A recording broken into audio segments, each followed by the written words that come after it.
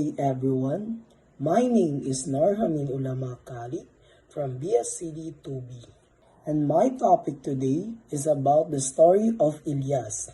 The story of Elias. The story of Elias, just like of Caesar, was a tale of virtues and tragedy. He related into Ibarra.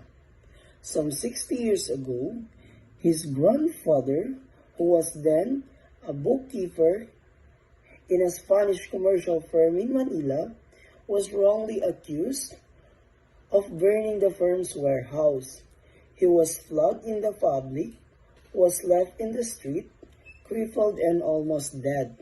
Ang kanya palang ninuno ay napagbintangan sa salang panununog sa isang firm warehouse.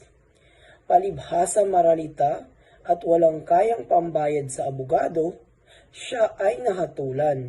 Ipinasyo siya sa lansangan na nakagapos at pinalo-palo sa bawat panulukan ng daan.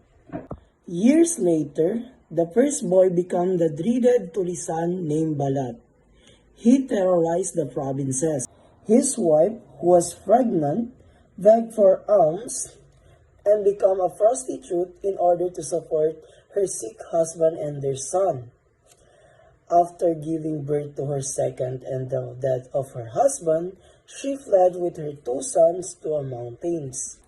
Buntis noon ang kanyang asawa, pero nagtangka pa rin itong maghanap ng pagkakakitaan kahit na nasa masama pa itong paraan. Nakalipas ang mga taon, sa paglaki ng panganay na anak, ito ay naging tulisan. Gumawa ito ng panununog at pagpatay upang may paiganti nila ang mga natamong pang-aapi. Nakilala siya bilang si Balat. Years later, the first boy became dreaded tulisan named Balat. He terrorized the provinces. One day, he was caught by the authorities. His head was cut off, was hung from a tree branch in the forest. On seeing this gory object, the poor mother, Elias' grandmother, died. Ngunit nahuli rin ito ng mga otoridad. Isang araw, nakagisnan na lamang ng ina ang kanyang anak na patay na. Ito ay nakabulagta sa ilalim ng isang puno at ang kanyang ulo ay nakatingala sa isang bakol na nakasabit sa puno. Balat's younger brother, who was by nature kind-hearted, fled and became a trusted laborer in the house of a rich man in Tayabas.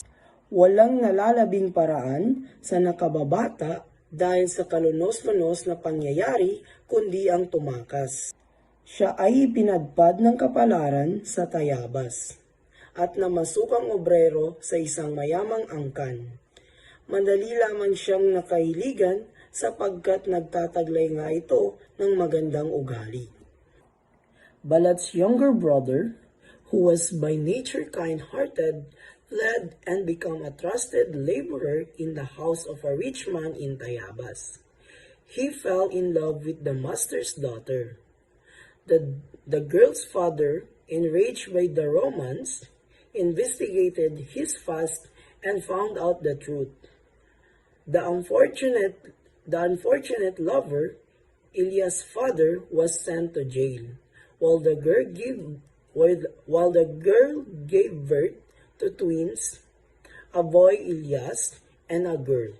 Walang nalalabing paraan sa nakababata dahil sa kalunos-lunos na pangyayari kundi ang tumakas.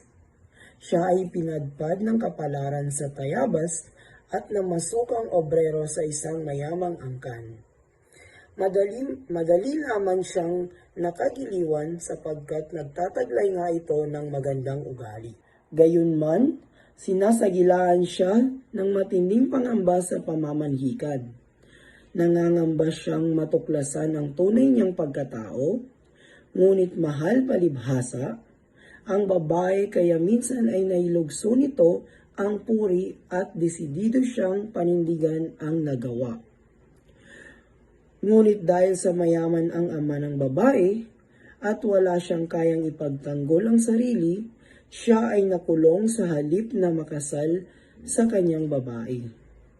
Bagamat hindi nagsama ang magkasuyo, ang kanilang pagtatampisaw sa dulot ng pag-ibig ay nagkaroon ng bunga. Ang babae nanganak ng kambal, isang babae at isang lalaki. Ang lalaki ay si Elias. Siya ay masikap at nagkaroon ng puhunan. Napaunlad niya ang kanyang kabuhayan hanggang sa makakilala siya ng isang dalagang tagabayan na kanyang iniibig. Ang kanilang lolo ang nagpalaki sa kanila at isinikreto ang mga hindi kanais-nais na pangyayari. Palibhasa may kaya ang kanilang lolo, pinag-aral si Elias sa Jesuit College in Manila, samantala ang kanyang babaeng kapatid ay sa La Corcodia College. Masaya at nagmamahalan silang magkapatid. Maganda ang kanilang hinaharap, ngunit ang kanilang kahapon ang nagwasak sa kanilang kinabukasan. Dahil sa kanilang salapi at ugaling mapagmataas, isang malayong kamag-anak ang nagpamukha sa kanilang kahapong nagdaan. Ito ay pinatunayan ng isang matandang utusan nila. Iyon pala ang kanilang ama.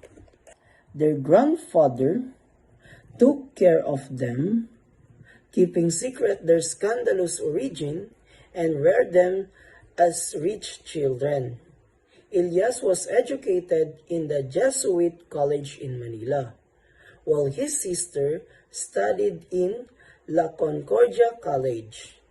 They lived happily until one day, owing to certain dispute over money matters, distant relative exposed their shameful birth. They were disgraced. An old male servant, whom they used to abuse, was forced to testify in court, and the truth came out that he was the real father. Ang magkapatid ay nilisan ang Tayabas upang makatakas sa kahihiyan. Isang araw, ang kanyang babaeng kapatid nawala na lamang ito't sukat. Lumipas ang ilang buwan, nabalitaan na lamang ni Elias na mayroong isang bangkay ng babaeng natagpuan sa baybayin ng San Diego na may tarak sa dibdib. Ito ang kanyang kapatid. Dahil dito, siya ay nagpagala-gala sa iba't ibang lalawigan, bunga ng iba't ibang pambibintang tungkol sa kanya na hindi naman niya ginawa, hanggang sa nakilala niya si Ibarra. Elias and his sister left Tayabas to hide their shame in another place. One day, the sister disappeared. Elias roamed from place to place, looking for her. He heard later that a girl answering to his sister's description was found dead on the beach of San Diego. Since then, Elias lived a vagabond life, wandering from province to province until he met Ibarra. Elias, learning of Ibarra's arrest, burned all the papers that might incriminate his friend and set Ibarra's house on fire. Then he went to prison and helped Ibarra escape. He and Ibarra jumped into a bangka loaded with zacate. Ibarra stopped at the house of Captain Tiago to say goodbye to Maria Clara. In the tearful last scene between the two lovers, Ibarra forgave Maria Clara for giving up his letters to her, which the Spanish authorities utilized as evidence against him. On her part, Maria Clara revealed that those letters were exchanged with a letter from her late mother, Pia Alba, which Padre Salve gave her. From this letter, she learned that her real father was Padre Damaso. Ibarra's enemy left no stone unturned to bring about his ruin. They engineered an attack on the barracks of the Guardia Civil, at the same time warning the alferez to alert his men that night. They deceived the attackers by telling them that the mastermind was Ibarra, so that when the attack failed and the surviving attackers were caught, Ibarra was blamed for the catastrophe. The soldier fired at the swimming Elias, who was hit and sunk. The water turned red because of his blood. The soldier, thinking that they had killed the fleeing Ibarra, returned to Manila. Thus Ibarra was able to escape. Elias, seriously wounded, reached the shore and went into the forest. He met a boy, Basilio. Weeping over his mother's body, he told Basilio to make a fire on which. After bidding Maria Clara farewell, Ibarra returned to the Banca. He and Elias paddled off the Pasig River towards Laguna de Bay. A police boat with the Guardia Civil on board pursued them as their banca reached the lake. Elias told Ibarra to hide under the zacate. As the police boat overtaking the banca, Elias jumped into the water and swam swiftly towards the shore. In this way, he diverted the attention of the soldier on his person, thereby giving Ibarra a chance to escape. Their bodies were to be burned into ashes. It was Christmas Eve, and the moon gleamed softly in the sky. Basilio prepared the funeral fire. As life's breath slowly left his body, Elias looked towards the east and murmured, "I die without seeing the dawn brighten over my native land. You, who have it to see, welcome it, and forget not those who have fallen during the night." The novel has an epilogue which recounts that happened to the other characters. Maria Clara, out of her loyalty to the memory of Ibarra, the man she truly loved, entered the Santa Clara Nunnery. Padre Salva left the parish of San Diego and became a chaplain of the nunnery. Padre Damaso was transferred to a remote province, but the next morning he was found dead in his bedroom. Captain Tiago, the former genial host and generous patron of the church, became an opium addict and a human wreck. Doña Victoriana, still henpecking for Don Tiburcio, had taken to wearing eyeglasses because of weakening eyesight. Linares, who failed to win Maria Clara's affection, died of dysentery and was buried in Paco Cemetery. The Noli, based on truth.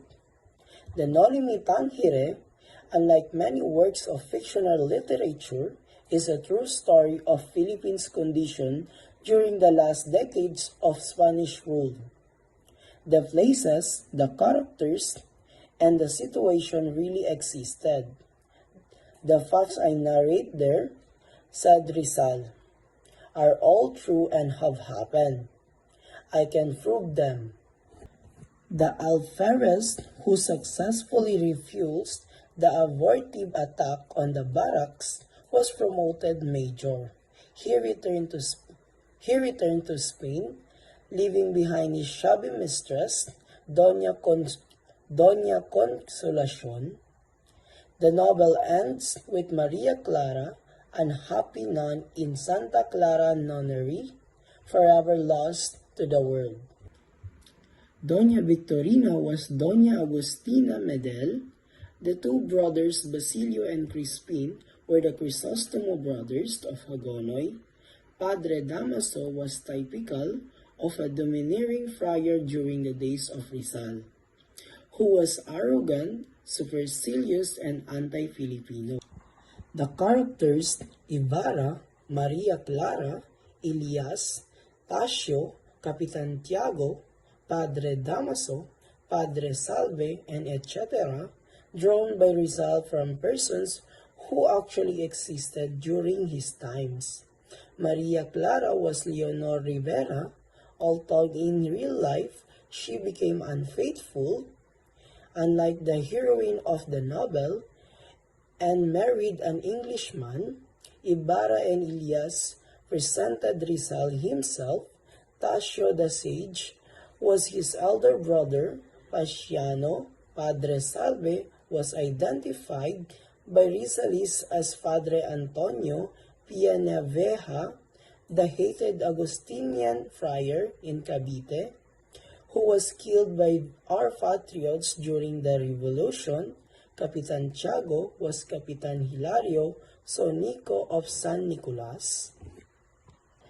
Copies of the Noli were sent by Rizal to Blumifrin, Regidor, Hidalgo, Mariano Ponce, Graciano Lopez Jaina, Aguirre, and other friends. More copies were created and sent to Barcelona, Madrid, and Hong Kong to be smuggled in the Philippines. Rizal friends praised the Noli. The friends of Rizal hailed the novel, phrasing it in glowing colors. As to be expected, Rizal's enemies condemned it. Rizal's anticipated the vitriolic attack of his enemies, who were sore to be told the truth of their evil ways. In Rizal's own words, the government and the friars will probably attack the work, refuting my statements, but I trust in the God of truth and in the person who gave actually seen our sufferings. I know already that you were a man of extraordinary talent, but in spite of this, your work has exceeded my hopes, and I considered myself happy to have been honored with your friendship. Of the numerous congratulatory letters received by Rizal from his friends about Noli, that from Blumiprint was significant.